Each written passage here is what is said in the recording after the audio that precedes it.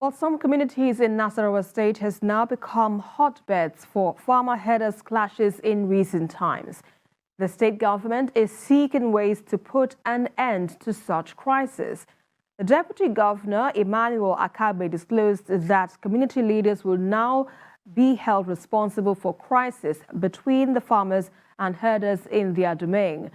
Godwin Agwam, our correspondent, was at the security meeting held as a result of the renewed clashes between farmers and herders in Doma, local government area of the state.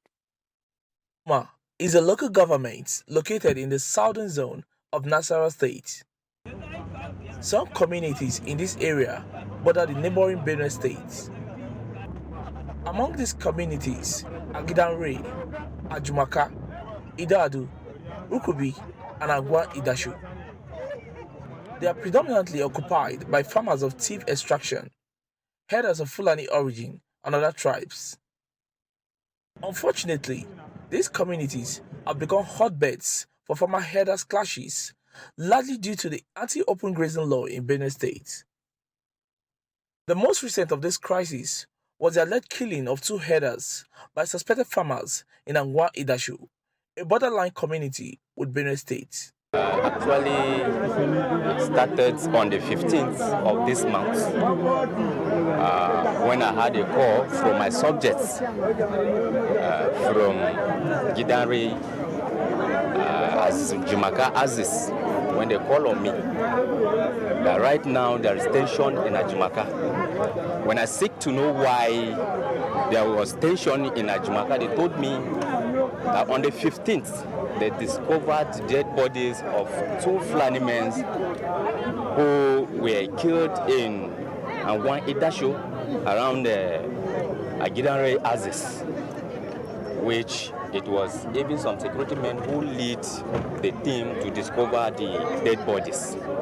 So the Fulani men now, which are the headers, insisted it is the thief people that murdered those persons, which actually them in question were not aware of what was happening. This has led to reprisal attacks from the herders, leading to the destruction of crops and displacement of hundreds of farmers from their ancestral homes. The last one is just yesterday. They even caught one person in his house in the midnight. Then people begin to run away. If you go to Rukubi, there are people there, women and children. If you go to Ajimaka, there are men, women and children. Because all this area, there are no security. So they have to run to where there are security personnel for safety.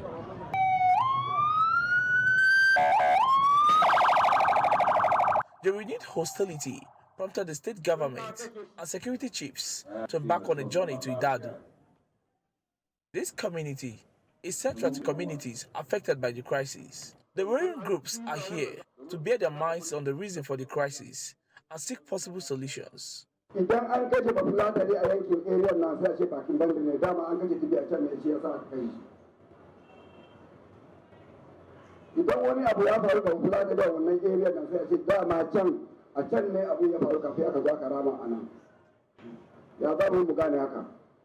I advise my Fulani counterparts that they should look at us as brothers and sisters, who we know that whatever we are doing without peace, there is nothing like development.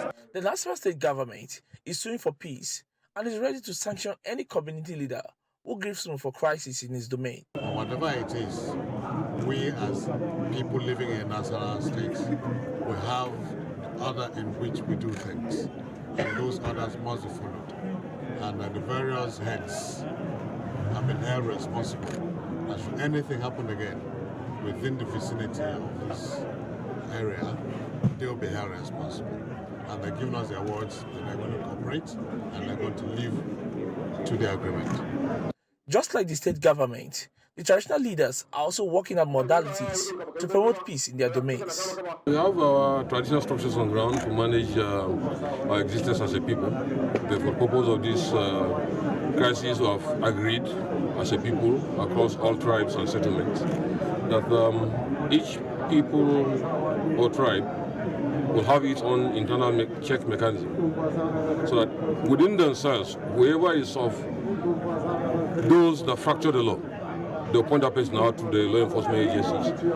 These efforts by the Nasarawa State government is expected to bring an end to the lingering crisis between farmers and herders in Doma local government area of the state and enable them to return to their various localities. Godwin Agwam, TVC News, Doma.